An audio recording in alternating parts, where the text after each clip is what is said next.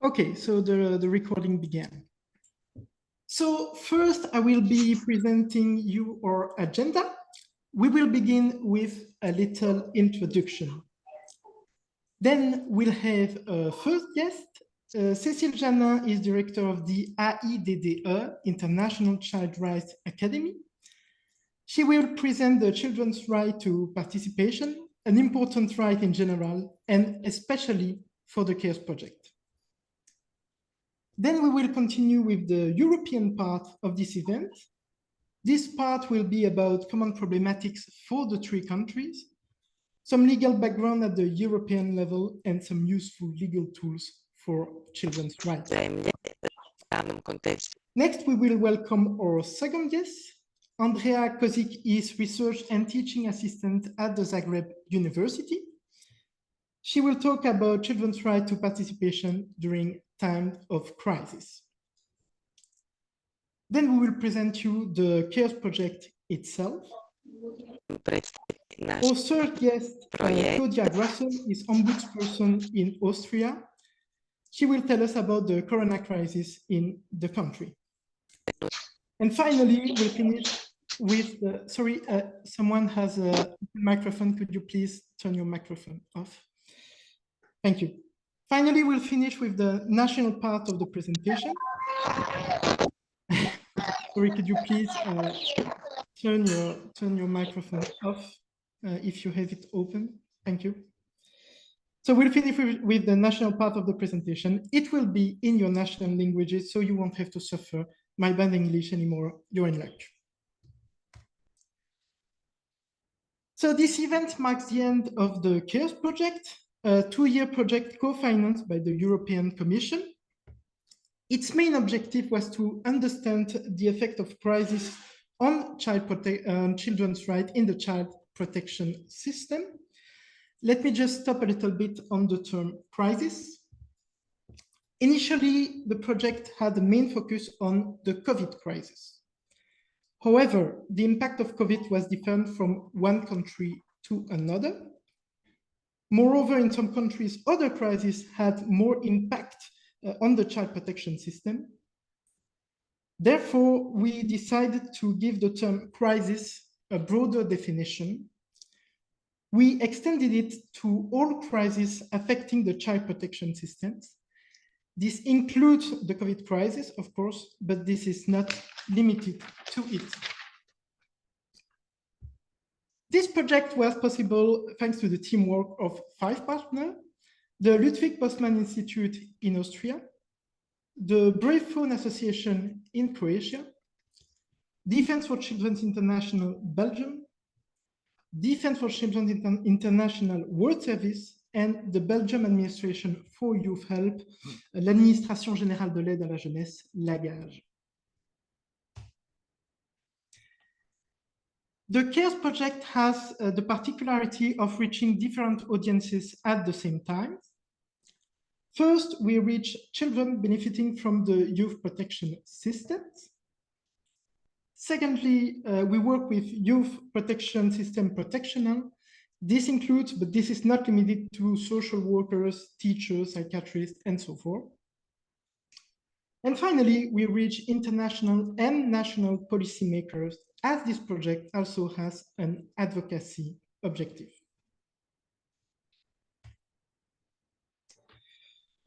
The project pursued different objectives. First, it aimed to sensibilize children, professionals, and policymakers about children's rights. Secondly, we tried to learn more about crises in the child protection system.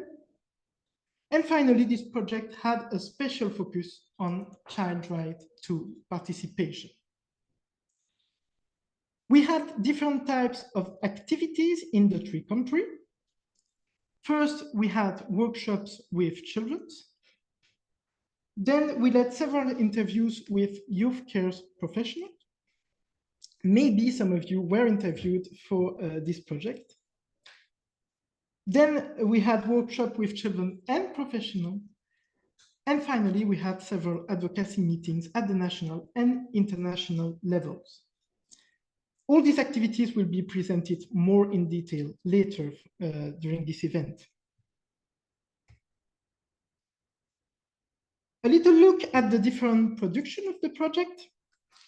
As a result of the different consultation with professionals and workshops with children, we produced 3 national reports that explain the main problematics of the sector.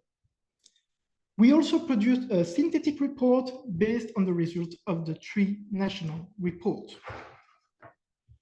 We also produced a state of play document on child participation in the 3 countries and at international level. 5 child-friendly tools were also created in the different countries. Each country also wrote a child-friendly interview guide with the help of children themselves. We also prepared training guides on how to conduct workshops with children and professionals, as this was part of our activities. Finally, we created the Voices of Children tool. This is a series of children testimony collecting during the project and presented in the form of a brochure. These testimonials come from children from the 3 countries. Now, before we begin to discuss the result of the project more in detail, let me introduce you Cécile Jeannin from the AIDDE, International Child Rights Academy. She will present us the child right to participation. Cécile, I will stop sharing my screen and maybe you can share your own. So, Cécile? Yes, nice to meet you, everyone. I will try to share my screen. Okay. Okay, I have to stop this. Yeah.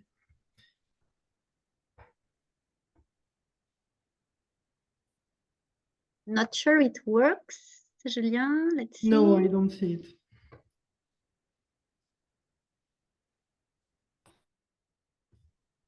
Is it working? It's working.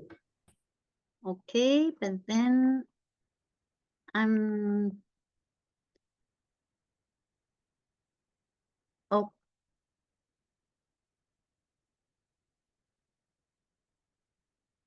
Okay, is it working? Yes, but maybe you could use the presentation mode to have it on full screen. I don't know if you know how to use it. It's in the share. No.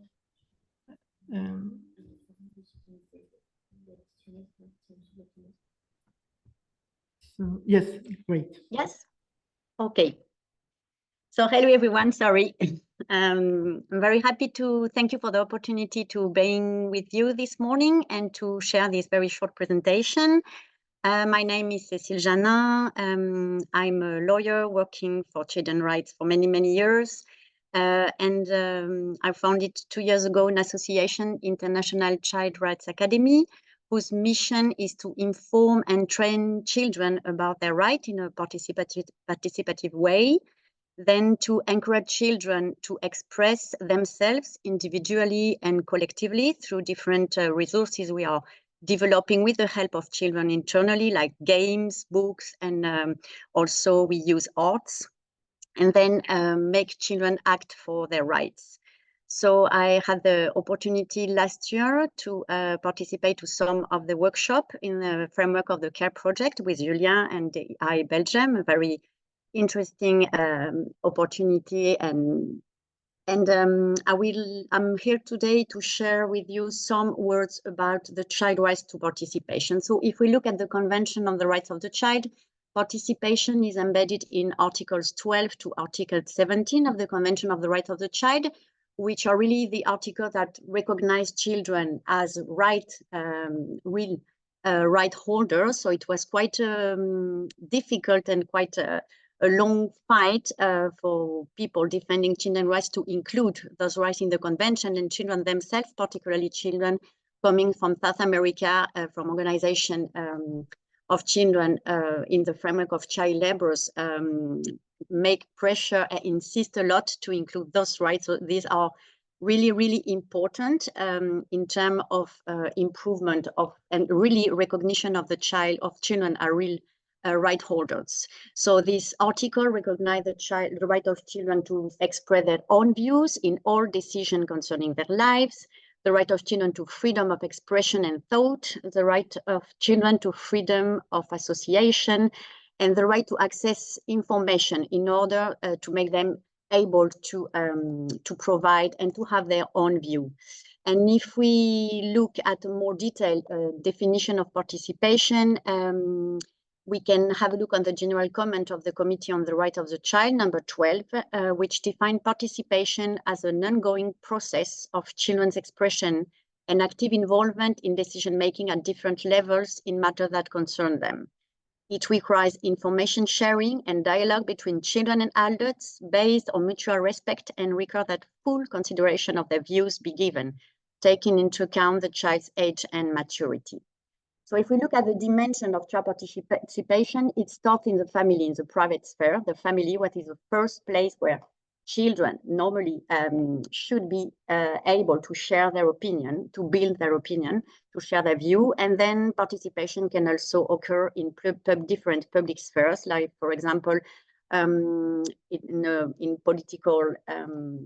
in political dimension area, like, for example, children, member of council in school, in council municipality, or also children who are taking part of parliament, which exists in several countries. Then we have other kind of participation like advocacy. So I've heard a lot of children taking part in big events in summit, regional or international, for example, fighting for climate change. Then we have other kind of participation like consultation of children, and what we can see in the work led by the Committee on the Right of the Child, is consulting more and more children in all the instruments the Committee is developing. For example, the last general comment on the right of the child to a safe environment, more than 60,000 children were consulted all over the world, and their views are included in the instrument. So, and participation can be individual and can also have a collective impact for other children. So if we look at people involved in child participation, it's important to have a look to reflect on the value, the approach we should have when we work with children and young people, and the posture we should have when we work with them. For example, it's important to be able to recognize the autonomy of the child, that is to say, to think and to believe that the children can learn by themselves and can think by themselves. Another important point is to respect the child. That is to say, to respect the child as it is with his or her own skills and capacity. Important to be humble in the sense that we cannot pretend that we know the needs of the children and young people. We have to listen to them. We have to consult them in order to really make sure we understand what they need and to do our best to answer their needs with their participation.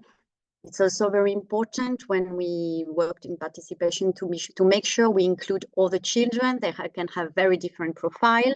I'm thinking about children with disability. I'm thinking with children with some mental health issues, or children living in a country where they're not speaking the language. So it's very important to be creative and to develop as much tools as necessary and approach in order we make sure every child can express himself or herself.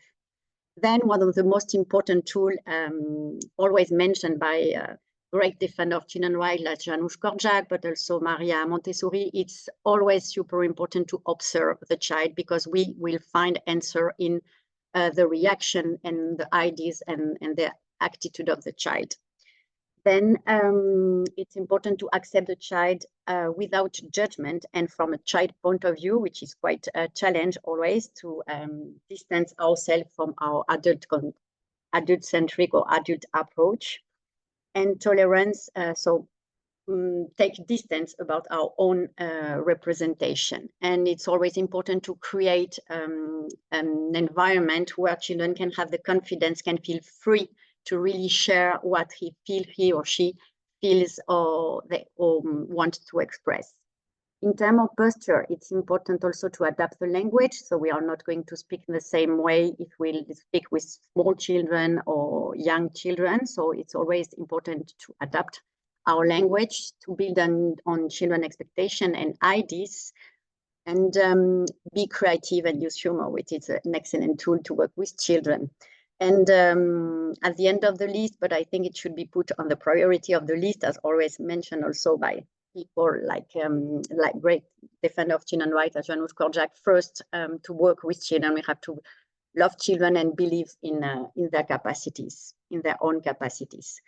So if we look at what do we need to have an effective participation process, we can have a look again on the general comment of the Committee on the Rights of the Child number 12.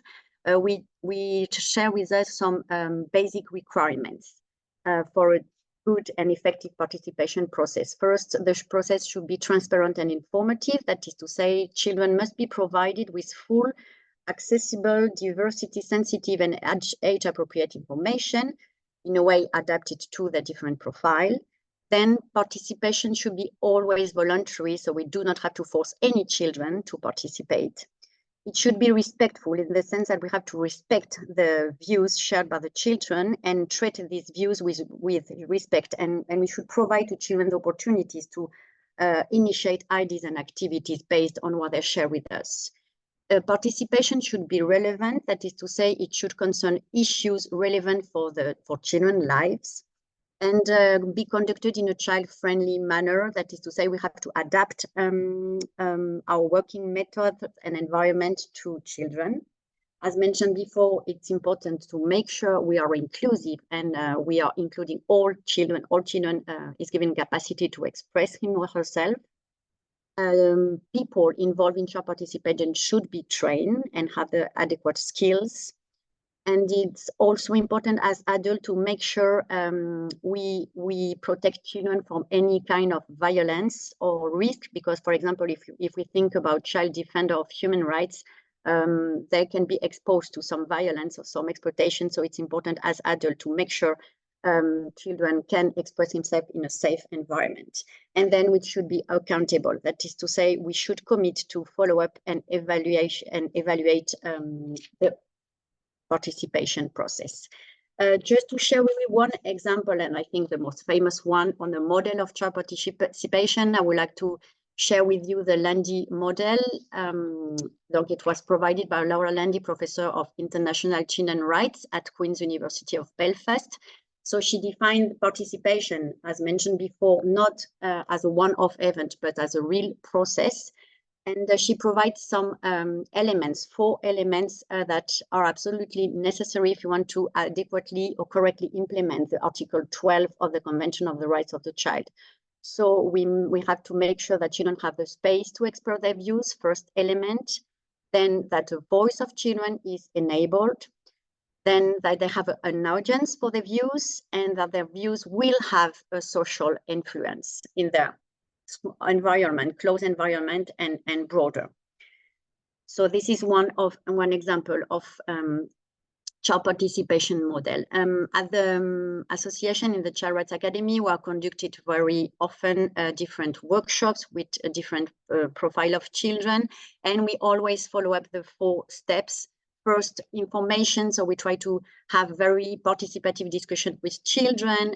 We create quiz in order to make sure children learn some important elements about their rights. And we use also documentary with children, with example of children who develop projects and different initiatives in terms of participation, because it's really important for children to be inspired by other children.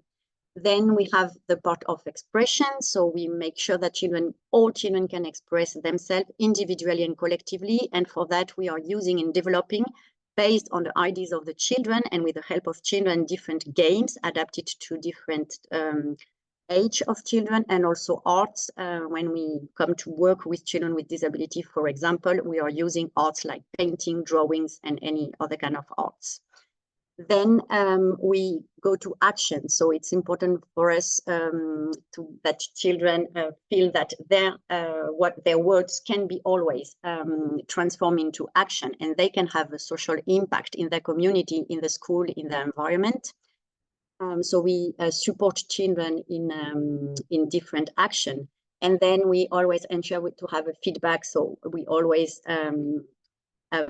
give a present to the children, which is also an opportunity when they arrive in their family to talk about the workshop, to talk about children's rights within the family, because it's, as mentioned before, the first environment where child participation can be experienced.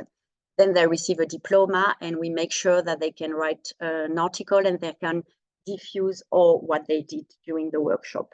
So here you have photo of some example of game we are developing the academy, and some arts made by children with disabilities, and workshop and theater. Then just to give you some example of action developed by children, some children in Geneva, refugee children, create a booklet to welcome other refugee children. Quite a lot of groups of children were very motivated to develop campaign for peace. They are really worried about war and peace at the time, and they develop a lot of action on this issue. Some of them also realize some plays to explain to other children what the right to an identity mean for the child, and the importance of this right in the lives of children.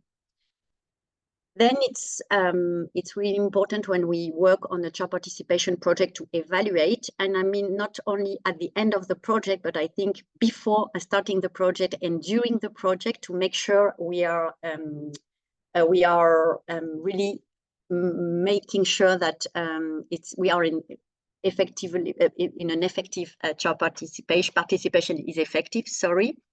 And so I would like to share with you one tool developed by Roger Hart, professor of psychology at the end of the 60s, and he based his work on a previous work of Einstein in the scale of participation, where you have different degrees of participation. On the top, you have the best participation. It means project initiated by children, decision taken by children with the support of adults. So when a project is situated on this degree, it's great in terms of participation. At the bottom, you will see some non-participation projects. Sometimes you have, for example, children participating in some event, they are singing or wearing some t-shirts with logo, but at the end, they are not really understanding what they are doing and the meaning of their participation. So it's important for us to always, it's just an example of an evaluation tool to refer to the scale and to see where our project is situated. And I will just finish with the fact that for me, participation is an ongoing questioning. It's something which is moving all the time. And I think it's important to always question ourselves. What kind of participation do I want to promote? Am I continuously listening to the children and learning from them?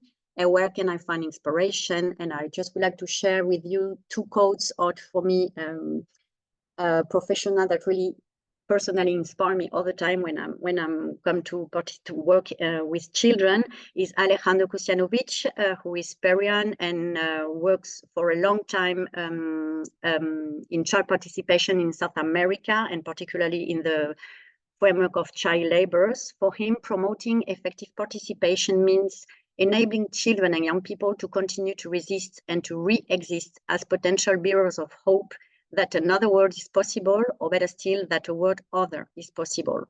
And another quote from Janusz Korczak, who tells us that participation offers the child the opportunity to be recognized as such, that is to say, a human person and a social subject. And so I will leave you with the website and my email if you have any question or if you want to learn more about the activities of our association. Thank you very much. So thank you very much, Cécile. That was very, very interesting. And thank you also for your help for this project. As Cécile said, she joined me for a few workshops with children. That was very, very cool.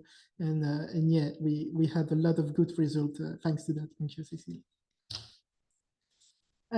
So now I will Helmut in charge to present you the European part of this event. So Helmut, same thing than for Cécile, maybe can you share your screen and present us the PowerPoint? I will try my best. Thank you. Great. Can you see it? I do see it. Well, excellent. So yes, thank you. And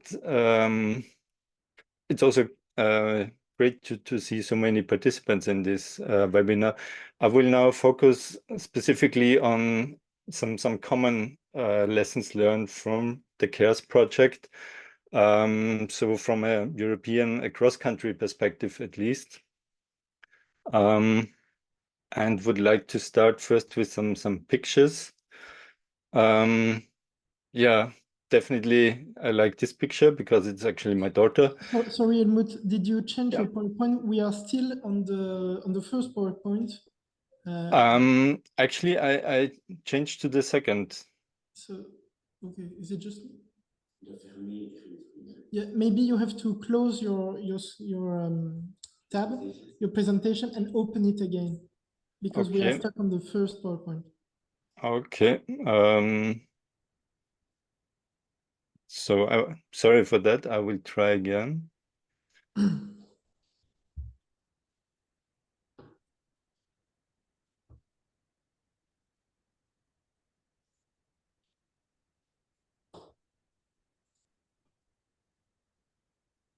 Can you see it now? I see the first PowerPoint. Maybe change the PowerPoint so that we can see if it changed too. Yes, yes. Okay. Actually, it's not full screen. But yeah, perhaps let me check if I can.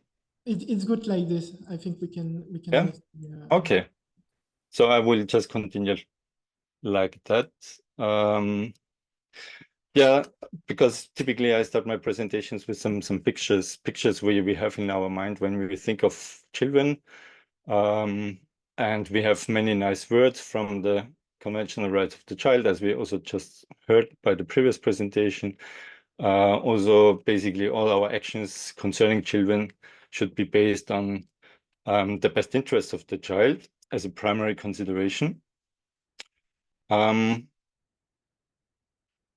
Still, I also like this picture because it provides a bit of more challenges, because are we really sure we know what we are talking about and to whom we are talking?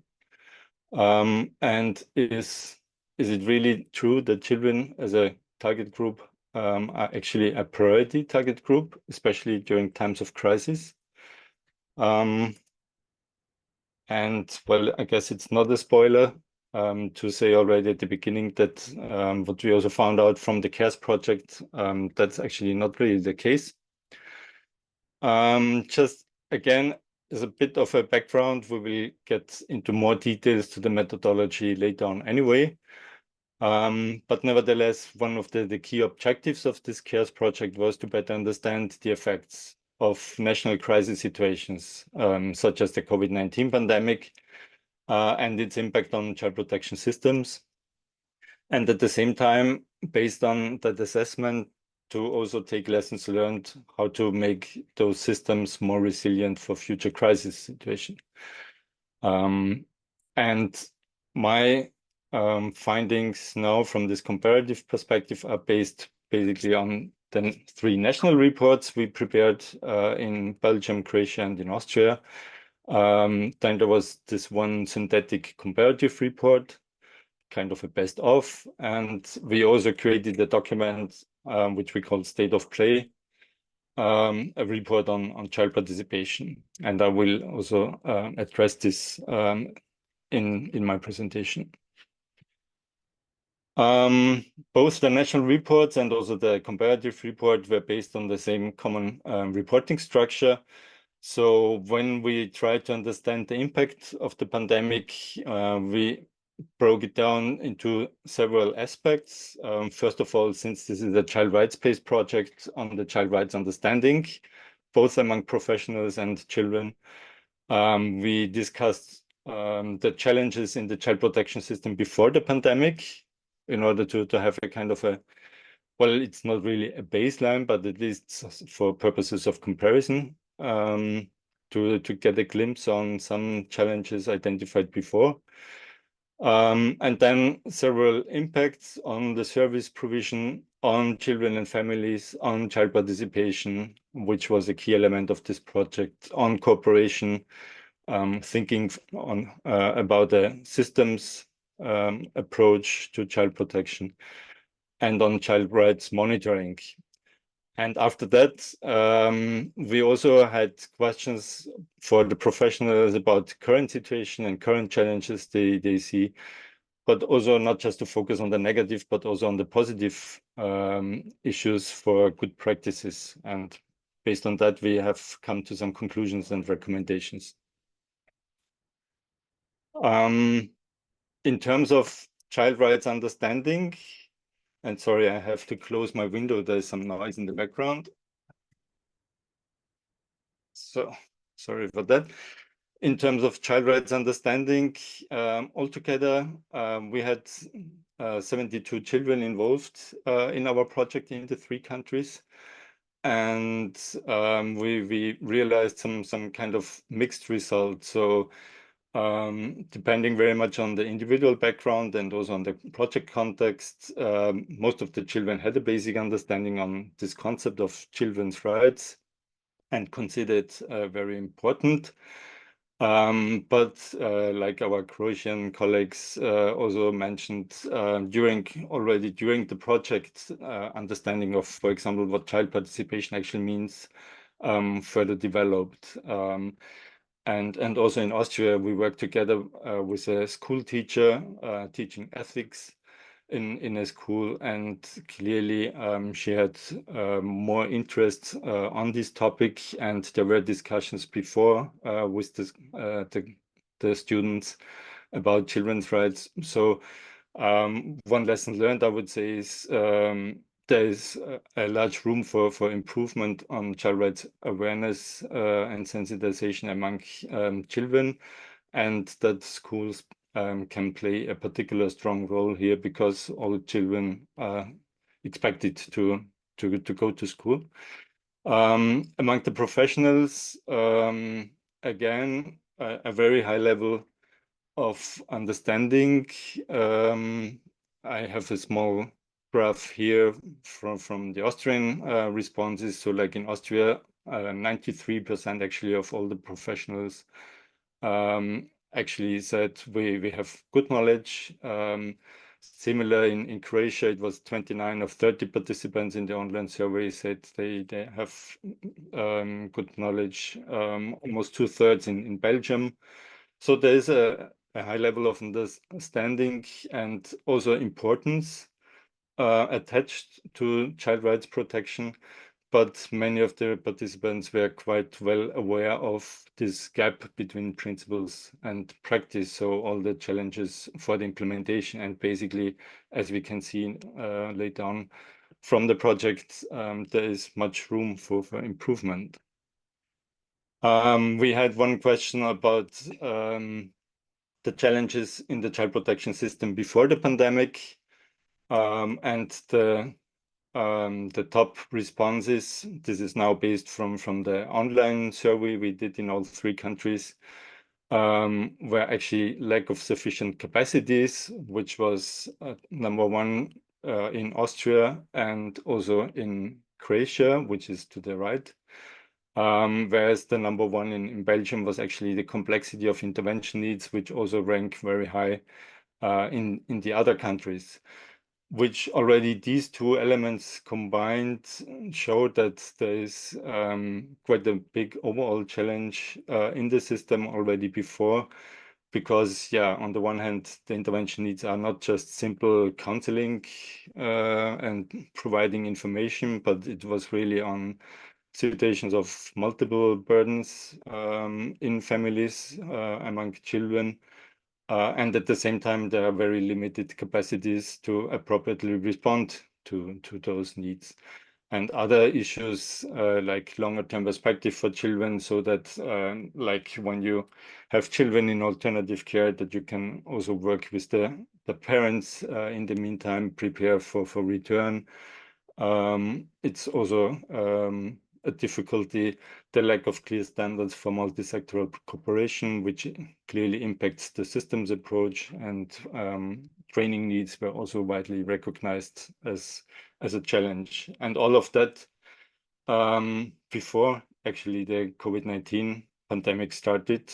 And of course, things did not improve during that situation. So in terms of impact on the service provision, the responses we got were kind of promising insofar that basically services could continue, could be maintained. Very few responded that they actually have to close down. Many had to respond both for their own staff with responding to home office, for example. Direct personal contacts were no longer possible, but you use online tools, and it gave also some boost for creativity to find how to actually adapt to the situation. Particular challenges were mentioned in institutional care settings. If you have children in group homes, you have staff there. Staff has their own children at home probably. So especially during the lockdown situations, this was a very burdensome experience also from a service provision perspective. Particularly strong impact also by the school closures. Like in Austria, among the 3 countries, we had the longest time of schools being closed during the pandemic, and repeatedly. And of course, that also placed quite some stress on the child protection system. And apart from that, several respondents told us that actually child protection as an issue was only partly recognized as being as important to include specialists in crisis panels, crisis commissions, whatever was set up during the pandemic to coordinate activities for the whole of the society. And child protection concerns were only of limited concern. Of course, there is a major impact on the situation of children and families. That's confirmed by several other studies, which went into much more detail. The kind of big headlines were especially the mental health situation of young people, the impact on the family and the social life, both of children and of parents. Children also in the workshops responded that they felt locked up, had to switch to online communication as far as much as possible. Responses also included now from the children lack of respect of their own opinion. And interestingly, homeschooling received some mixed responses. For some children, it was a kind of an improvement of the situation, not having to go out. Perhaps if there's a bullying context in a particular class, then it was a bit easier if you could stay at home. But nevertheless, in terms of educational achievements, it was quite difficult, that kind of situation. We have collected, as Julien has mentioned, some of the voices from those children participating in the project in this separate leaflet, Voices of Children, which is also to be printed and which will also be shared in the domestic context. And basically, these challenges about mental health situation and all that problems were confirmed by the adult professionals as well. Just perhaps to note that even when it comes to participation and involvement in decision making, the situation was quite difficult for the adults as well, for the professionals, because of the ever-changing rules, etc. And that goes on more specifically also for child participation. In particular, there were limited spaces for direct involvement in decision making before the pandemic, and it did not get better during the pandemic. For children, we asked them about what kind of instruments would be particularly important for you during such situations. And basically it was about personal access to trusted persons. That was a key element. And of course, the use of online tools, which was also confirmed by the adults in the online survey. We also, in the discussion with the children, we found out that basically social media was the kind of #1 information source. At the same time, yeah, having child-friendly or information adapted to also different age groups of children was rather the exception than the rule. And also children in the workshops often complained that the adults were rather poor role models. They also noticed that kind of polarization in society, the public rallies, and that also adults did not obey by the rules. And so it was on that level also quite a stressful situation. And also for the professionals, as mentioned before, this access to child-friendly information remained a difficulty. But also when it comes to the inclusiveness of child participation, like it was mentioned in the Austrian focus group by representatives from disability organizations, that online services might be nice, but yeah, it depends on like impairments you have that you can actually use online means or not. So to really have a broader perspective on inclusive participation would also be necessary. Yeah, as I mentioned before, we also had this separate state of play report, which is basically a collection of information on child participation standards, means, both at the international and the domestic level from the 3 participating countries. So we have some basic information on the main international child rights standards here, which we just heard before, especially right to participation.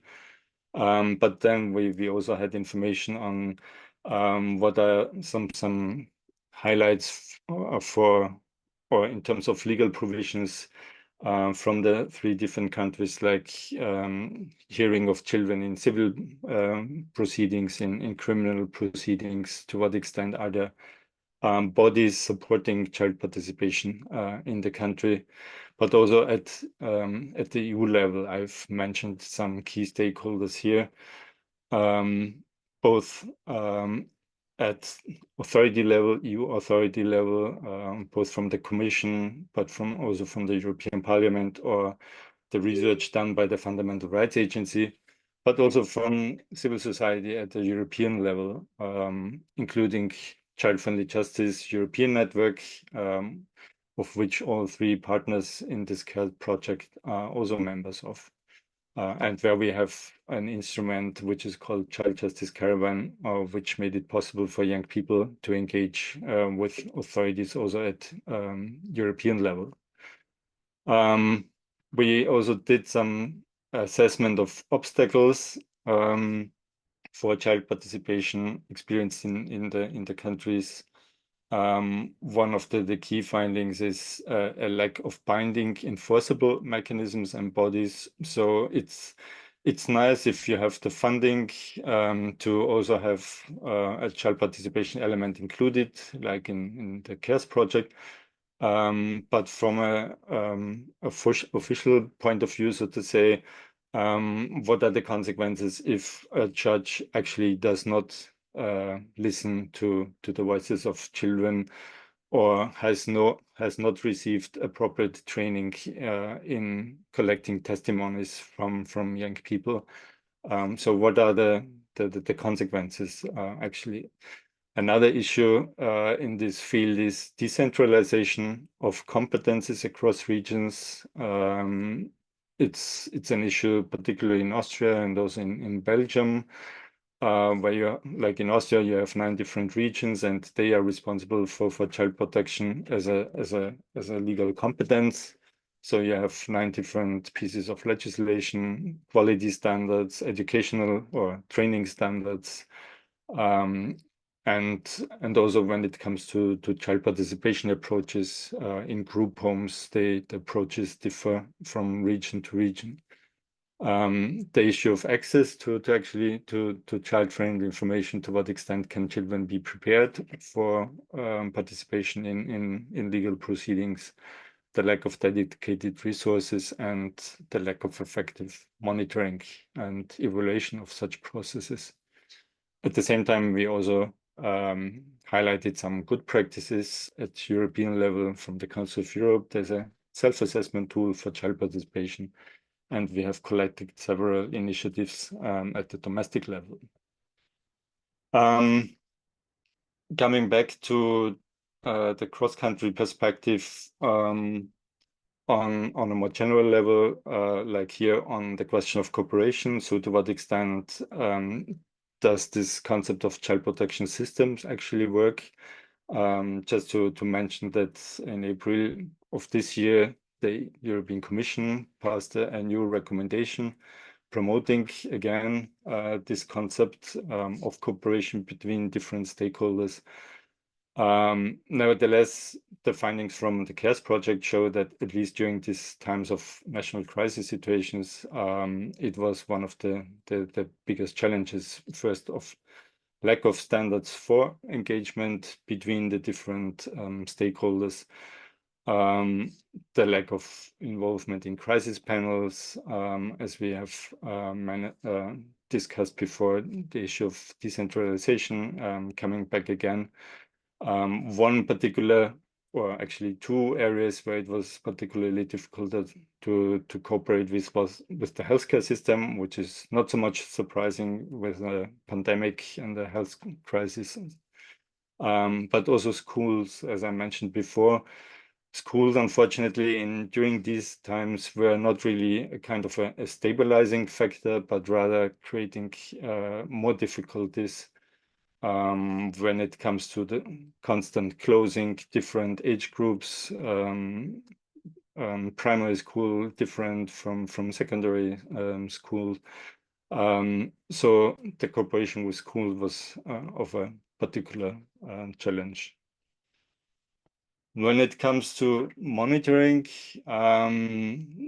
again, there's a lot of room for improvement here, because we also specifically asked to what extent have there been other self-reflection processes, evaluations in the child protection sector concerning the impact of the pandemic.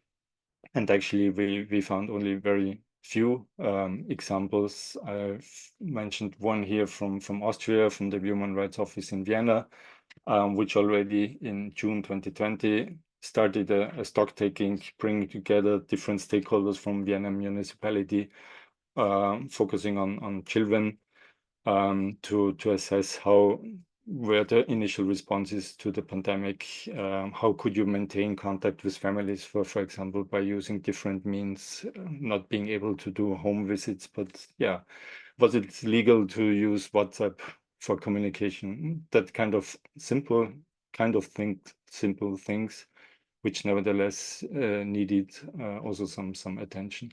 And there have been reports by child and youth ombudspersons, or also like in Austria, we had a major report from the Austrian Child Rights National Coalition on the impact. But unfortunately, for example, on a national level, no such stock taking took place. And when we asked in the online survey, also for the different actors, yeah, many responses were, well, we had a team meeting on discussing the impact, but on a more structured level, very few positive responses actually. So I think I will have to come to an end soon. Some current challenges we were also interested in. One particular problem we got as a response is that actually there was no break after the COVID-19 pandemic. So we went from the health crisis to many other types of crises. There was the war against Ukraine, which led to the displacement of millions of people, mostly or in particular of women and children. And which also put some strain on the child protection system and child social services. Next to that, a strong rise in energy prices and general living costs, which also made or led to a deterioration of the socioeconomic situation of many families in the countries. And this is still impacted also by continuous limited capacities and budgets in the child protection system. I've put here again some graphs. As when we asked in the online survey about the negative impact of certain issues, and yeah, to the left in Austria, it's insufficient resources. Also in Belgium, les limites du financement du secteur public was a top concern, and also the same in Croatia. Among the top, or actually the top column here is limited budget for social services. So the already pre-existing challenges continue. At the same time, as I said, there was no real break to, yeah, also perhaps look back and take some more structured lessons learned. Nevertheless, we wanted to also find out some good practices, and as I said, there have been some reflection processes, unfortunately mostly fragmented, mostly depending on the respective actors and at the local level, not from a national approach, so to say. Clearly, there is now a stronger focus on mental health issues. Programs have started in many countries, in schools, for example. We learned also of like child participation coaches at psychiatric hospitals in Belgium. And clearly there has been a boost for the use of digital tools as a way to counteract all that kind of difficulties when it was during the lockdowns, when it was impossible to go outside, for example. And part of the project was also to support kind of creativity of young people by thinking of some tools which would enhance child participation. It was very broadly formulated in the project application. And in all countries, such tools have been developed, many of them focusing either on the information side of things. I think we will hear about that later on anyway. Mental health and child rights issues in general, and also using games as a main instrument to attract also children, but also adults to think about child rights and child participation issues. So I'm now coming to conclusions and recommendations. One conclusion we can draw from all the countries clearly is that the pandemic and the 2 or 3 years of those young people left a serious mental health mark on children and everyone involved working with them.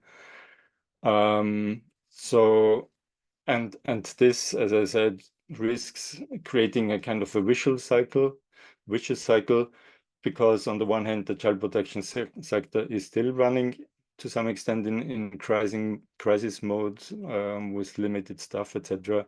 At the same time, as we have seen, there were very limited processes to actually take stock how we have as societies responded to the pandemic.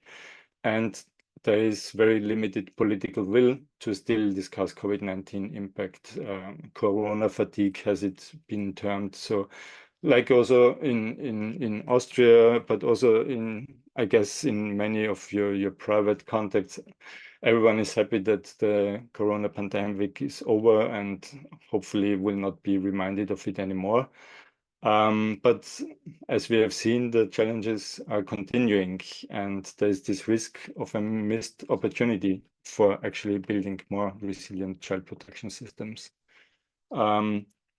Because there is some foundation in terms of child rights awareness and commitment, including by the professionals.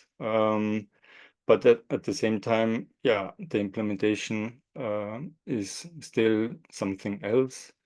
We also realized that you cannot speak of children as one homogeneous group. Clearly, it's a very diverse group of young people, different age groups, development. You have children in psychiatric care, you have children with disabilities, the situation of small children, children with caring responsibilities, sometimes for their own parents. You have the situation of child refugees, you have the situation of care leaving children, and all of them need to be taken into account. There's also the impact of digitalization, as I said before, creating risks and opportunities, while at the same time you should be aware of a potential digital divide, because also in the pandemic, technical issues, having equipment at home to actually do homeschooling and home office at the same time was not a given. At the same time, as a conclusion, the project also offers opportunities for a renewed focus on child participation, because even during times of crisis, it's essential to involve those who are affected by decisions in the decision making. There's an opportunity for a more holistic understanding of health issues, not just physical health, but mental health issues. And there's an opportunity to indeed have a more focus on integrated child protection systems. And just to finish with 2 slides of recommendations. So one clear recommendation is that there need to be a paradigm shift in the importance attached to child care services and child protection services and social services for children. As we have seen it before, the capacities are limited, but as a society, it should be indeed one of the priorities for public investment. And at the same time, to also diversify the capacities for addressing the needs of particular groups of children. There is still a big need for multi-professional child rights training for the professionals. So not just to explain to them what is the Child Rights Convention, but really to integrate it into real life situations. Like I did some time ago a project on deprivation of liberty of children. So how can you avoid using physical restraints, for example, or the use of medication for children in a care setting? But that can be addressed by training, which is based on fundamental rights of children. There should be a review of existing cooperation protocols to make them better prepared also for crisis situations, to have sufficiently available programs for children's mental health, clearly that needs to continue that focus, but also to create a new culture of feedback in child protection for young people as an element of child participation, to be able to better respond and provide children with better information also, which is easier accessible to them. as in many countries, including Austria, there is now a discussion also about child safeguarding protocols and concepts. In Austria, we have it now mandatory for all schools to develop child protection and child safeguard protocols, which should, of course, be developed through a participatory process and which should be used as a big asset for the future. That kind of concern and the expertise being built through all these mechanisms and child protection teams, for example, to be better prepared for future situations. At the same time, it needs safe complaint mechanisms also to the outside, like external monitoring of institutions, which also was basically not possible during lockdown situations.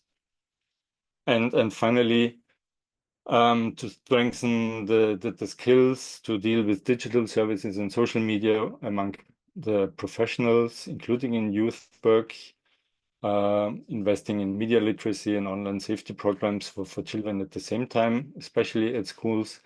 I'm quite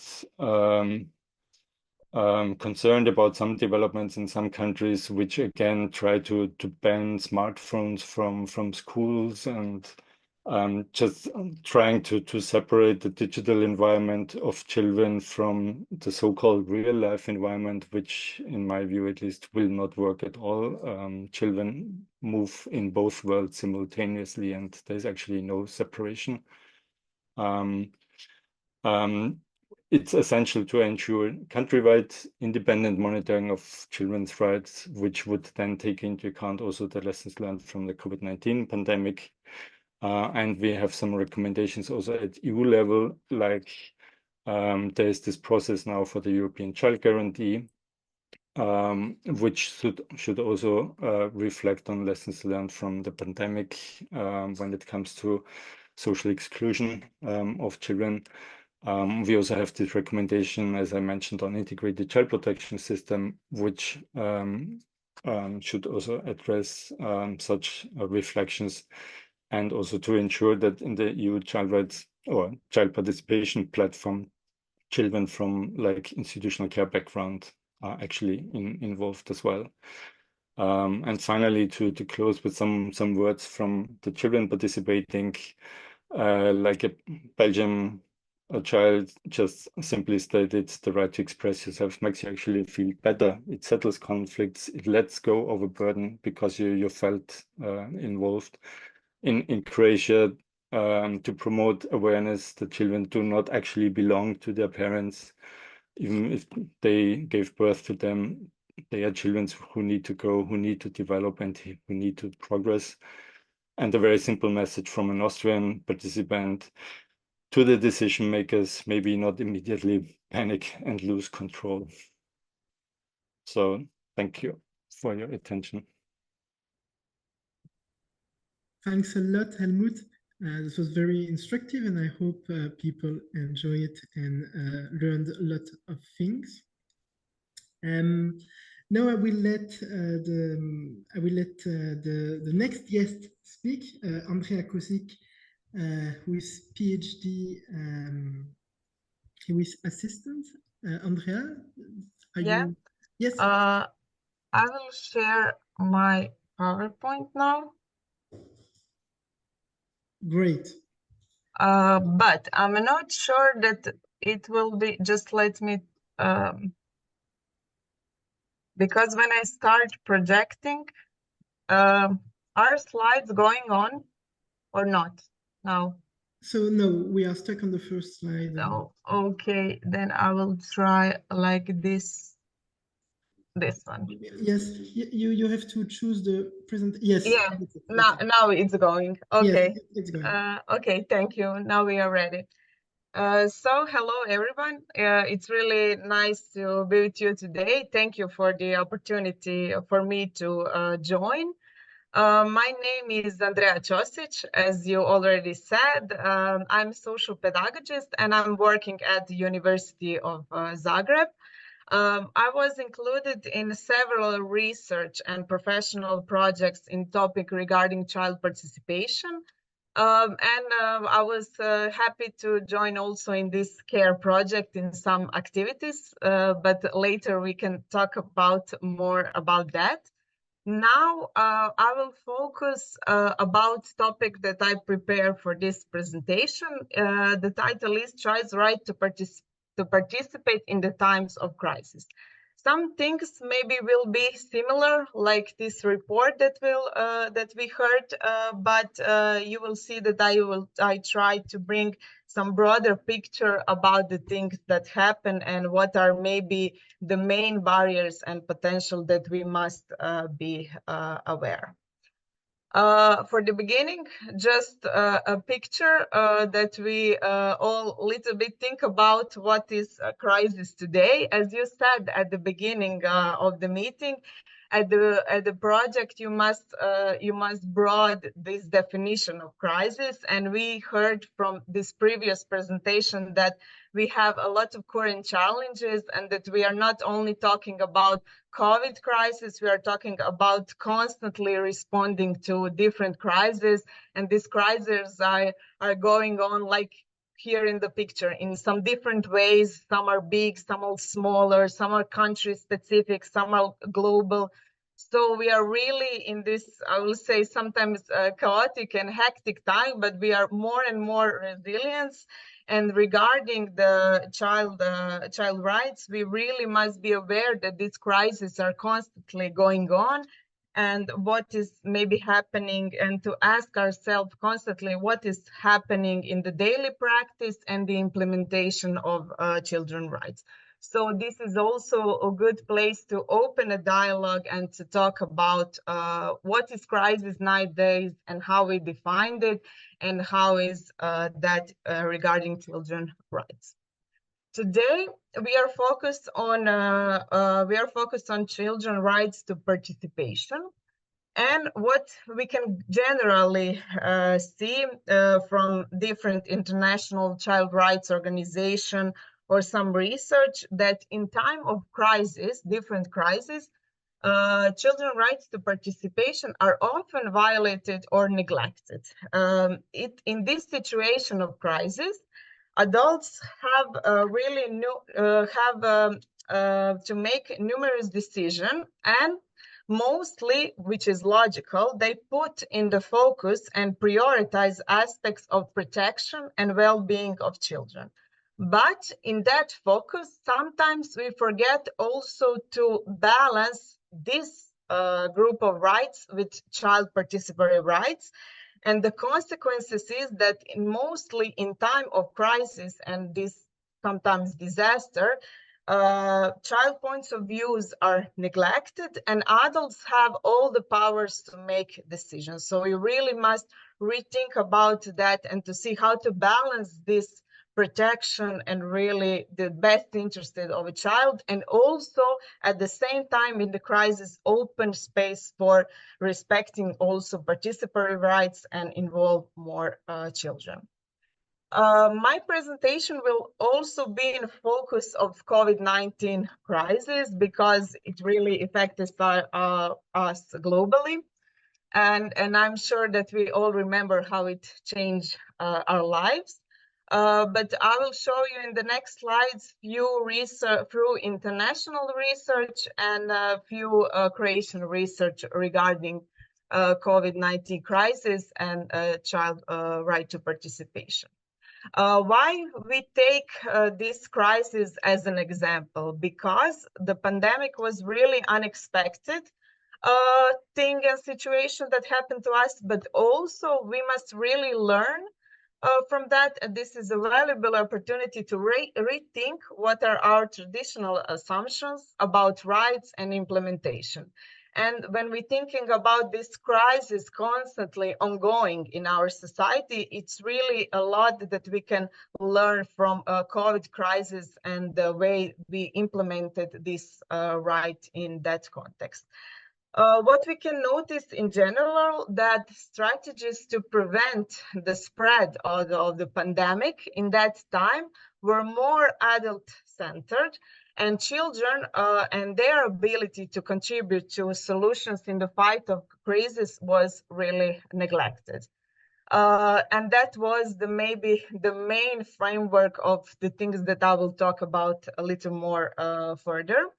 Also, in next slide, I will focus on the school context, because as we heard before, school was mostly affected, and it is really a key environment for the children. And you all know what are key challenges in school world, from closure to the school to this variety of online classes, but mostly isolation from peers and lacking of support. So, some findings from international research. I selected research that were conducted in many countries. So this first research was conducted in 13 countries, and the second one is in 22 countries. And both research really talk about a really important thing, that is sharing information with children. In both research, results revealed that children were not informed in time, and there were not enough opportunities to communicate with adults different things that were happening in school. So the important message for us is really, when we want to open the space for participation, that we really first share information and give information to children, and then try to find different ways to involve them and that they participate. Second barriers from international research is that the consequences of not including children in some decisions regarding COVID-19 measures is that children often felt like strangers in the old school. You can find different research where children say that they felt like robots who just receive some information from adult and don't understand the context.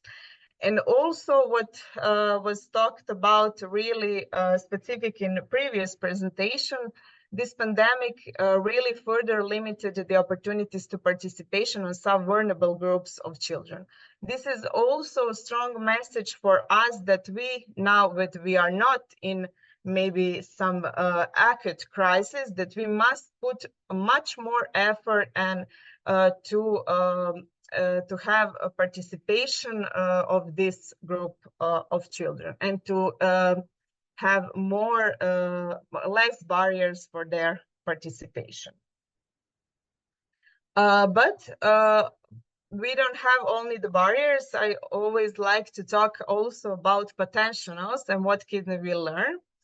So the important thing from the research was that children have motivation to participate, but they need adults, and they need that they believe that adults that they can help adults, and they can give different suggestions how things could be better. But the obstacle is that adults must stop perceiving them as powerless and incapable.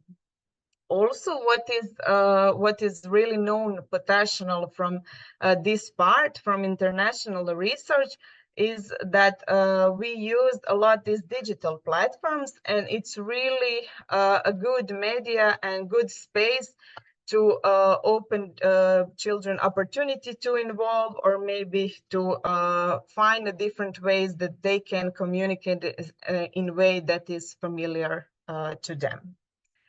That was from briefly from international research. Just a few things from Croatian perspective, but you will see that there are a lot of things in common.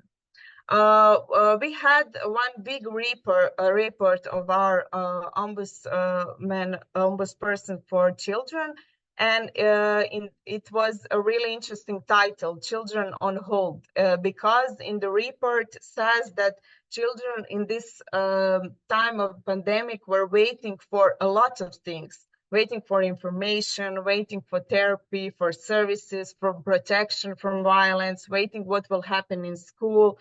and waiting to be included in discussion what can be good measure to deal with this crisis.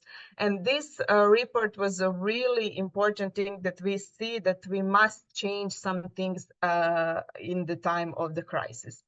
Also, what we notice in Croatia, that crisis situation additionally reveals some our old problems. For example, in our school, it's obligatory to have student council, but before the COVID, we saw in different research that these councils are mostly declarative with small impacts. And in the COVID times, we also saw that there were mostly no meetings, no influence, and children lost that platform for peer support and for group participation. Also, regarding some other barriers that I want to highlight from our national context, but maybe you will find it interesting in your context, is this relationship with adults and children.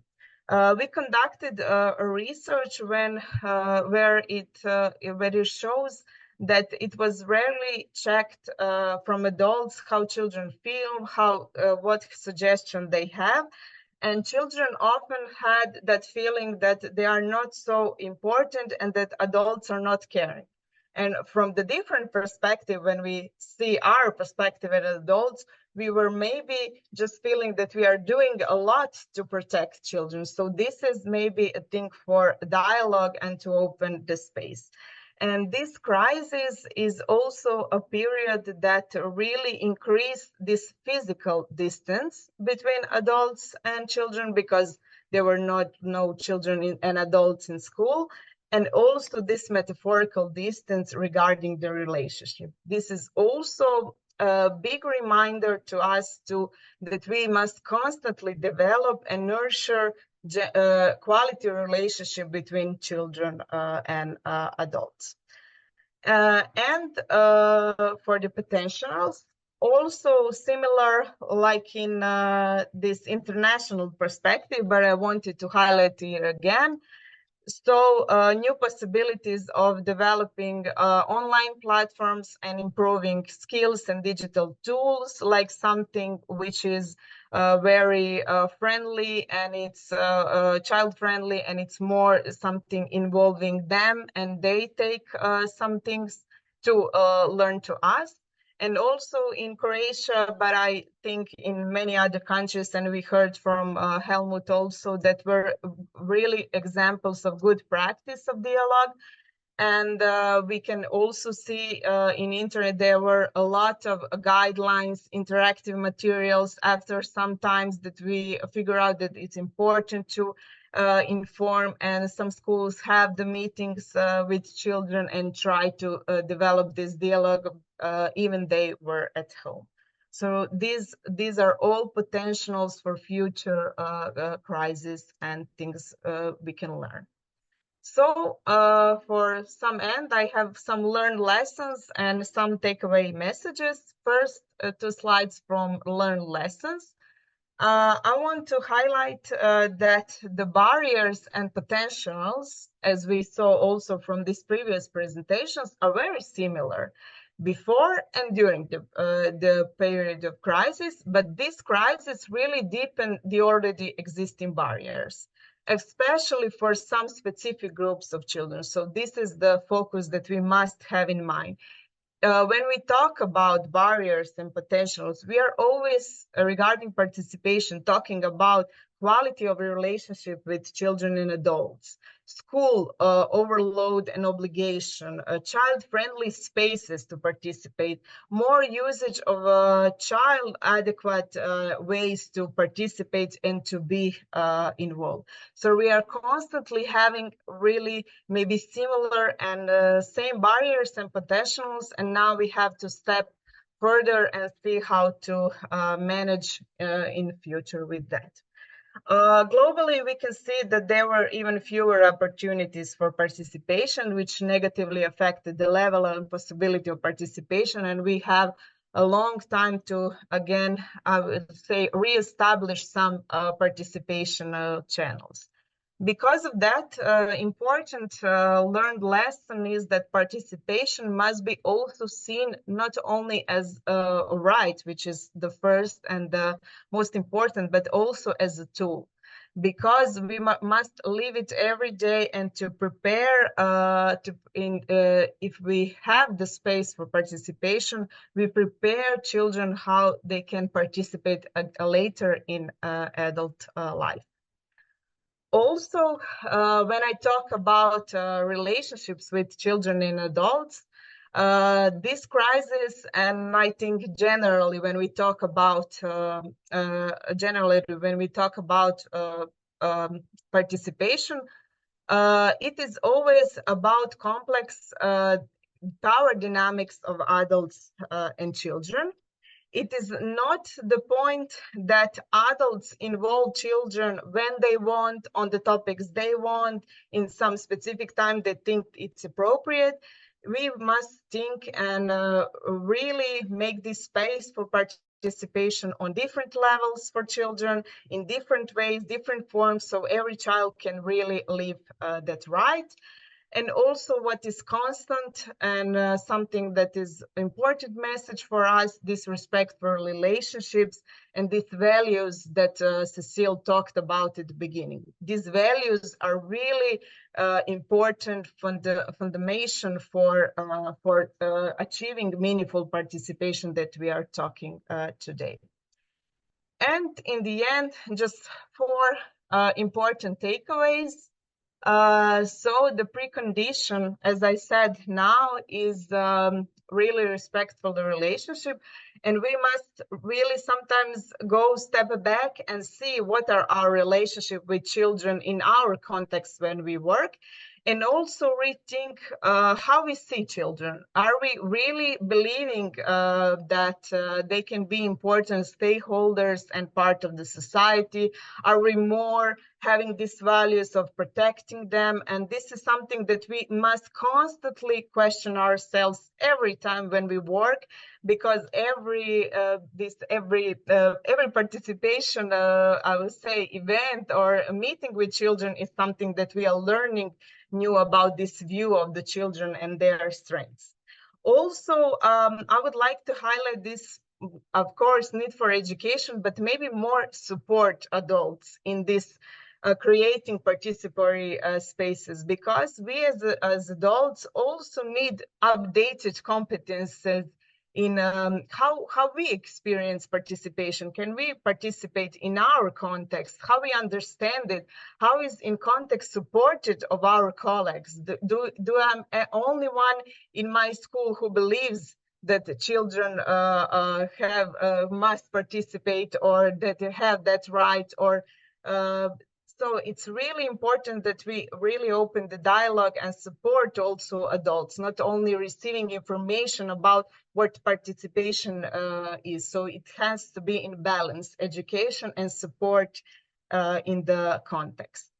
And also, as we saw, and what is maybe valuable in this project, is this for some specific situation, we must define a clear guidelines in the different contexts, because some crises are really specific, and we must have clear guidelines how to support participation, because if we don't, it can happen something that maybe happened in Croatian crisis, that maybe these formal forms of participation like student council didn't have regular meetings. And also in the end,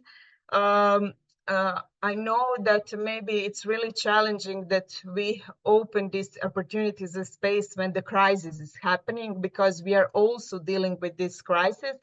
But really, we can talk about that they can significantly contribute to solution of some problems, give another perspective than we have, and this can empower them to be active citizens and really agents of change.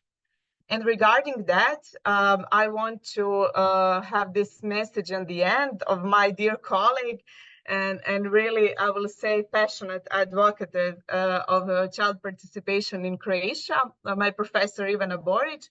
she said that influence, not decoration, that when we talk about participation, it's really something that children can make a decision and really have influence to make this society better. Thank you for listening, and this is my email if you want to discuss something with me or share your thoughts, but I think we will have also here the time for that. Thank you. Thank you very much, Andrea. I think this was very instructive. Hope it interests everyone as much as me. Yeah. Now we will go to the next part. We will go back to the CARES project itself with the methodology of the project. And I will let Kruna present this. I cannot stop. Okay, I stopped there. Okay, thank you. Okay, I'll see if I can. Okay, share. Okay, if I click the share screen somewhere, okay. Can you see that I'm changing the slides? Yes. Okay. Okay, hello everyone. So as you may have already heard, participation and children's rights were really important for our project. So throughout our project, we tried to incorporate children's participation as much as we could. So at the beginning, of course, to let children participate, we had to inform them about their rights, but not just give them that information. We created workshops through which children were learning about their rights, participation, how to conduct an interview. And at the end, they were the ones also doing the interviews with children. And those results were used later in the national reports, and which you already heard the synthetic report part at the beginning. Also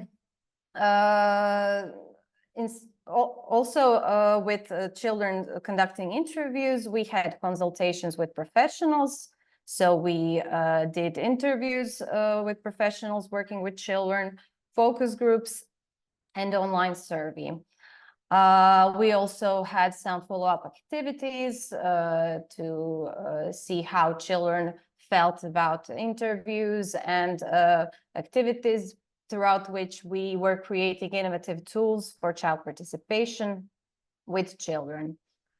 The main event was the training, I would say, because the training for professional actually combined all of things that we did throughout the project. The results were taken, and the children's input was taken in this training guide and the participants handbook that we used in the training for professionals. And what was the most important thing was that children were co-facilitating that training, which I think is really important for this topic of children's participation, because as you will hear later, it was really useful to have children at trainings. So how did the workshops actually look like? We had a general structure, but each of the country actually adapted some of the workshops depending on their groups of children. For example, as you may understand that if you're working with children, for example, in Belgium, they worked with children in the psychiatric hospital. And here in Croatia, we had children from students' dormitories. So those are very different groups, and probably the same structure of workshops wouldn't work the same for those children. So we actually had a flexibility in how we are going to implement those activities. But the structure was, for example, 90 minutes for each workshops. Those were held in child-friendly venue where they felt safe. We used a lot of icebreakers and energizers. And the groups of children that were involved were aged 10 to 15 and 16 to 21. So we had two groups. And facilitators had to be people who are adapting children's rights and know about group dynamics.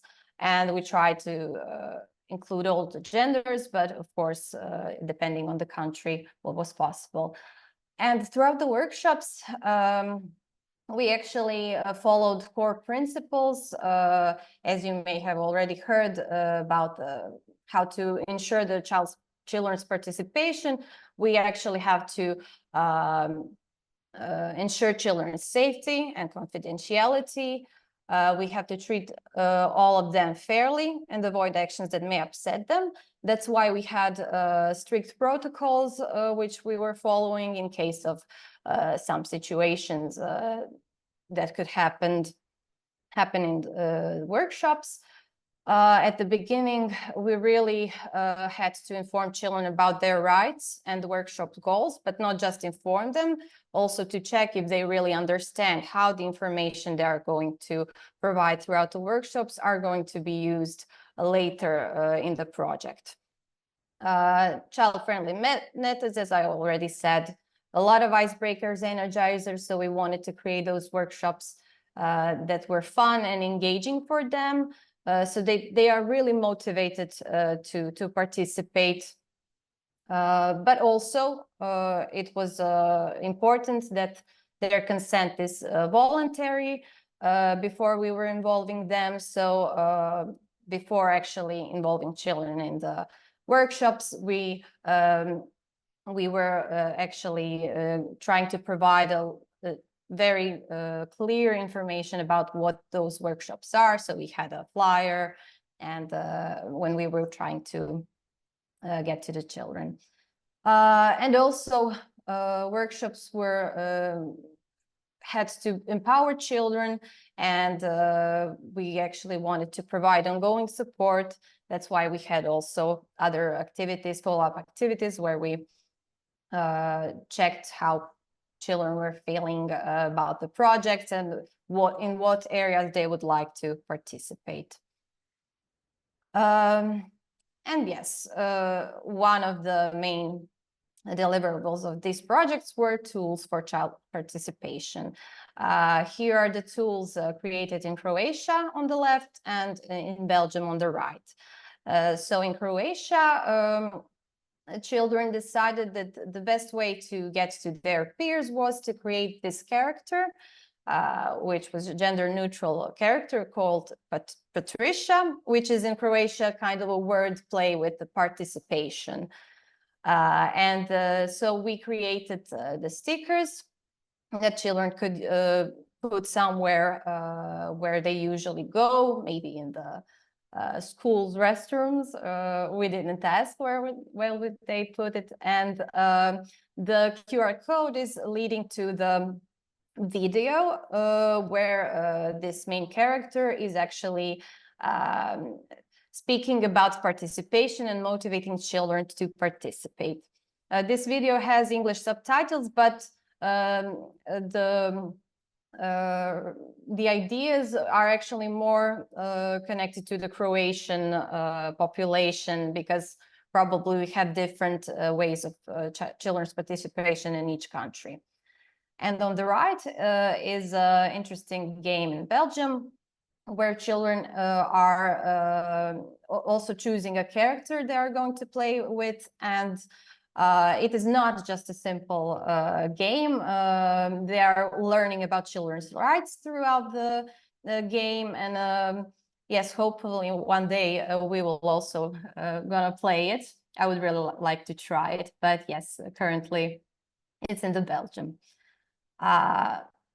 Also, one of the ways that we are trying to educate the public about the children's rights is this brochure, Voices of Children, where we combined the quotes that children were saying about how their rights are, about their rights and how they felt about some important issues for them in the crisis. And at the end, the training for professionals, the idea was to have 3 modules, each lasting about 3 hours. First module was aimed to educate professionals about children's rights. The second module about understanding and improving participation, and third module about improving children's rights in times of crisis. On this picture, you can see that so co-facilitators were children also, which was, I would say, really inspiring and important, because the children that participated in this kind of training were also the ones that were educated now about their rights and really knew what participation is and really understood their rights. So this was a great opportunity for professionals that were participating to actually hear directly from children what are their thoughts on their rights, and the children actually had the opportunity to even correct the professionals and say, okay, but this is not how we see it, this is our point of view. So it was really nice how actually the children that were involved were really empowered, and professionals afterwards said that they really felt that this was different kind of a training where they really understood the topic that we were talking about and had ideas on how to improve children's participation. So this training guide is available, and you can find it on our sites. Of course, before the training, we had to prepare children. So we had a few meetings with children, and the children were creating icebreakers, presentation about what they wanted. And it was also, we left to them to choose if in what way they would like to participate. Some of the children wanted just to be the observers there. Some of the children really wanted to be actively involved and present something to the professionals. So yes, this is all from me. I hope this last part was inspiring to you as it was for me when I participated in this training. Thank you very much. I hope it interested you, and I think the explanation was quite clear. So thank you, Kruna, for this. Now we'll have our last guest, Claudia Grasl from Austria, who is an ombudsperson. Claudia, are you there? Yes, hello, I am. Great. So maybe if Kruna could just stop sharing her. I'm actually trying to realize how to do it because it's, yeah. Okay. Great. And now, so, thank you. And also Claudia can share her own screen. Oh, perfect. So yeah, just tell me when you want to change. Yeah, okay. Yeah, hello everybody. Thank you for the possibility to talk about the impact of the pandemic on children of a perspective of a Vienna's Children's and Youth Ombuds Office. My name is Claudia Grasl. I studied law and social work, and I'm the deputy ombudsperson of this office. Yes, please. Next slide. At first I want to use the opportunity to explain how we work. What is the main task of an ombuds office in Vienna? We are there to for the best interests of young people in the city of Vienna, for children, adolescents, and young adults up to the age of 21. And although the government pays our office, we are not bound by directives. And our law says that our support services are free of charge, and children can call us without telling us their names if they want to. So anonymous support is also possible. The basis of our work is the Convention of the Rights of the Child. Of the child, and when Austria ratified the convention over 30 years ago, in every of the 9 provinces in Austria, one of these ombuds offices was established. Our main task, advocacy for children's rights, but also giving information, advice, assistance for young people, their families and professionals.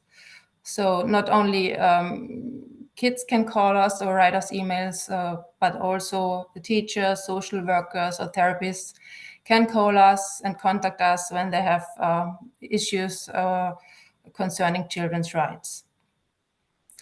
We also do monitoring visits in residential care facilities, like in group homes for children with disabilities, like refugee centers or alternative care facilities. We go there and check whether the children's rights are taken into account, and if the children are well treated, and so on. We do a lot of projects like theater projects, or right now we try to establish a youth council to help us to improve our work, like that. Next task would be we do examine draft laws. So whenever the government draft a new law, and it affects the life circumstances of children, we can write a statement, and sometimes the governments listen to our proposals, sometimes not. Of course, we have a lot of cooperation on national and international networks. We work together with NGOs, universities, or institutions. And last main topic is the public awareness raising. We do a lot of media work. We do a lot of workshops in schools or with professionals. And of course, we share our knowledge about children's rights in conferences. Okay, next level. Now I will use the opportunity to share some of our experiences on the impact of the pandemic on children during the pandemic. Of course, the list isn't complete. It's just some kind of examples of our daily practice back then. So schools, kindergarten, and even playgrounds were closed at that time. We had four lockdowns in Austria, which was which is very much. And they even put red tapes around playgrounds, swings, and slides back then. So it was very hard to watch. And children were considered to be super spreaders of the virus, and even the politicians addressed children as such. So they told them, so you are responsible for your elderly family members, so take care, don't come near. And this also put a lot of pressure on young people back then, and caused a lot of anxieties as well. In Vienna, we had very strict social distancing rules, like you don't come nearer than 1.5 meters to each other. And of course, many of kids and young people couldn't follow that rule, and they get a lot of fines. And these fines were very high, about 400 to 500 euro per accident. So this was very often a thing that young people address to us. So that is not fair. We also faced, on the one hand, a rise in domestic violence, so the police was more often called, but at the same time, less reports to the child protection services. The reason was that the kindergartens and medical centers and schools were closed, and they normally report when they face any or when they recognize any signs of child abuse or neglect. So these institutions were closed, and they couldn't report to the child protection service. So we were very worried about some kids back then. Of course, medical checkups were cancelled, from weighing the newborn to going to the doctor, to the dentist, up to so there's many young people stopped their therapy, for example, and never come back to it afterwards. Contact agreements of separated parents or in alternative care facilities were cancelled. This caused a lot of questions to us about their children's rights. And in general, we faced a lot of lack of participation of children, as you told us before, because we had, no, sorry, want to point. Although we have the right to participation of children in the Austrian constitution, nobody cared to ask about their needs, about their opinions back then. There were loads of task forces discussing that measure or this measure or that measure, but nobody even asked children or young people, nor children's rights experts. So the discussion was without us. Okay, thank you. Next slide, please. Thank you. Yeah, what was the impact of our work? Not surprisingly, no personal appointments were possible, so we are sorry we lost some clients. We temporarily cancelled our monitoring visits of this residential care facility, but only during the first lockdown. The second to fourth lockdown, we kept visiting using face mask and get tested beforehand. Yeah, we used a lot of online tools for consulting and workshops to keep in touch with our clients. And we wrote a lot of policy papers to remind stakeholders not to forget about children's rights, and yeah, to raise the awareness that in times of crisis, don't forget about the children. Genau. Next slide, please. But there are still some impacts on children nowadays. It's not over in our perspective. So as Helmut told us before, we have a massive lack of staff in kindergarten, schools, residential care, social work and therapists. A lot of people were very exhausted during the time of the pandemic and quit jobs. So it really is a big problem in Vienna.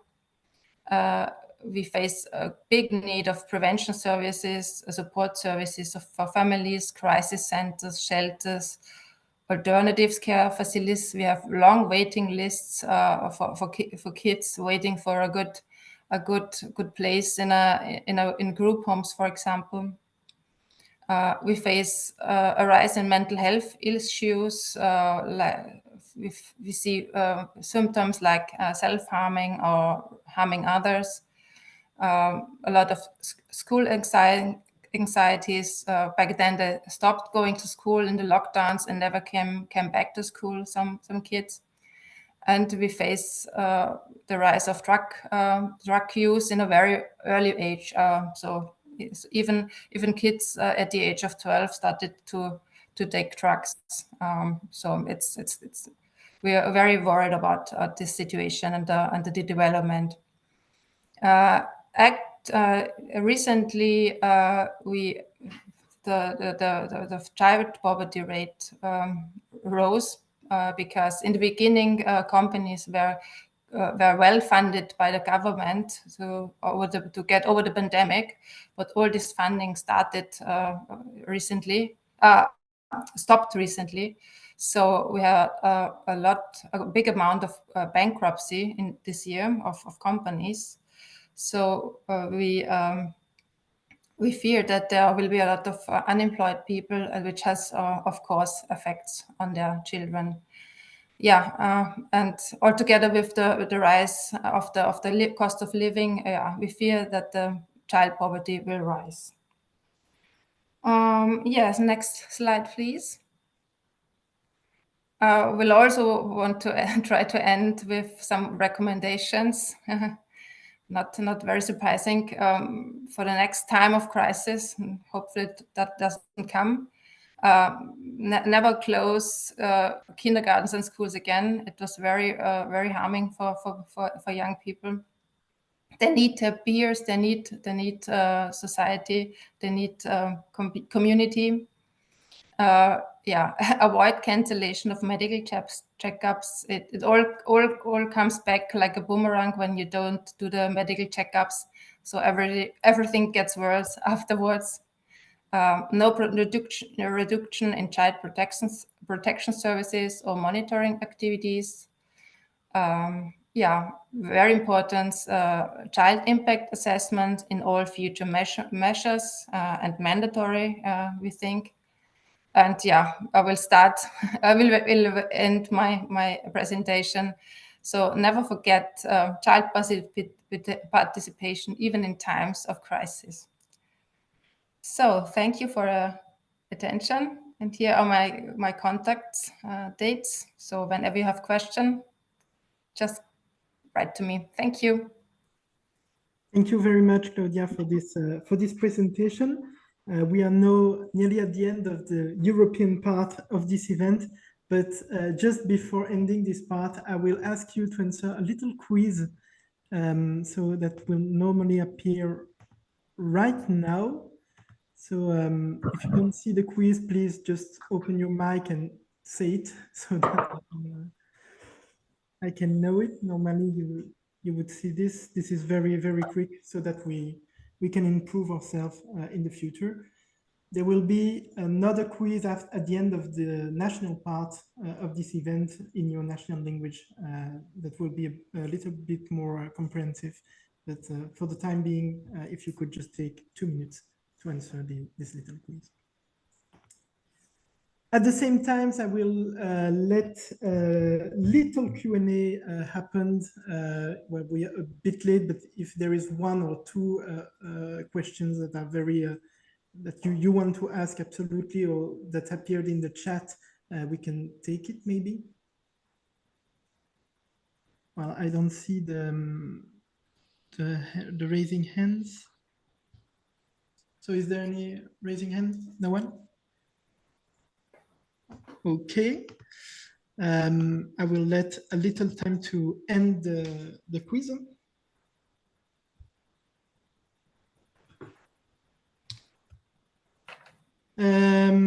Special thanks also for the... Okay. Okay, there was only 1 question for some of you. Yeah. Okay, so I will try to do it again. Stop here. Maybe try again for the questions. Yes, well, some people answer all the questions, so I don't see what could happen for some people. I'm really sorry if you didn't have the opportunity to answer. Yes, this is just about your profession, your country, and how much you would rate. Yes, we can send it afterwards. That's fine. If you didn't have the opportunity to answer right now, send an email and we can send you the little survey. This is very quick, really 4 questions. So if you had a technical issue, don't hesitate to send us an email. So as I said, I will end with a little special thanks. So for this European part, there are of course lots of people to thanks to in the national parts too. I will address a special thank to the CFG network, to the European Commission who co-financed this project, and also a big thanks to European interpreters who were kind enough to translate this event for you in the 3 different languages. Thank you very much.